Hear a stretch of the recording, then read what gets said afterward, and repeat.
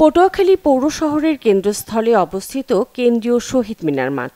এটি শুধু একটি খেলার মাঠ নয়, শহরের সাংস্কৃতিক ও ক্রীড়া ঐতিহ্যের প্রতীক। বেশ কয়েক বছর ধরে এই মাঠে ফুটবল, ক্রিকেট সহ নানা খেলাধুলা হয়েছে।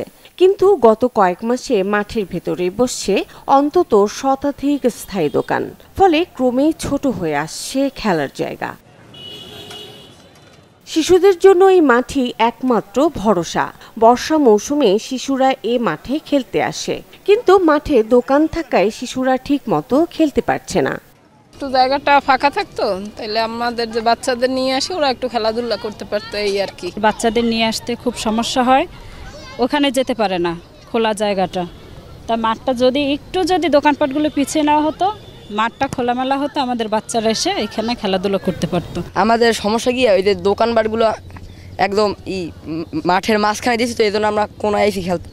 আর কোনায় খেললে ময়লা থাকে, ইট থাকে, এনে পড়ে যায়। যারা দোকান আছে সবাই পৌরসভার নিয়ম মেনে চলে, যেহেতু আমাদের পৌরসভা দিয়ে ওই জায়গা দিয়ে ময়লা ফালানোর একটা নির্দিষ্ট একটা স্থান করে দিছে, যে আমরা প্রতিনিয়ত বা আমি সব আর দোকানদার যারা আছে সবাই ওই জায়গায় ফালাই। আমরা গরিব মানুষ, অসহায় মানুষ, আমরা এটা একটা কর্ম, আমরা এটা করে খাই, আর মানুষজন আসে তাদের কাছে আমরা বিক্রি করি।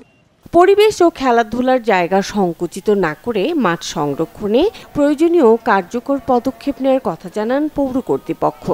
এখানে কিছু ভ্রাম্যমাণ অথবা বলতে পারেন যে স্ট্রিট হকার টাইপের আছে, যারা মুভেবল, তারা বেসিক্যালি বিভিন্ন ভ্যানে এবং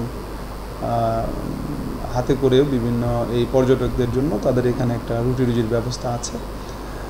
তো সেক্ষেত্রে তাদেরকে যেটা আমরা ডিসিপ্লিন আকারে বলা হয়েছে যে তারা যে 4 লেনের ভিতরে না বিক্রি করে 4 লেন থেকে 15-20 ফিট ভেতরে, বিশেষ করে শহীদ মিনারের ঠিক পূর্ব সাইডে তারা শৃঙ্খলাবদ্ধ থাকবে, মাঠ যাতে নোংরা না হয় এই জন্য তারা যে ইন্ডিভিজুয়াল ঝুড়ি থাকবে, পরিষ্কার পরিচ্ছন্ন থাকবে।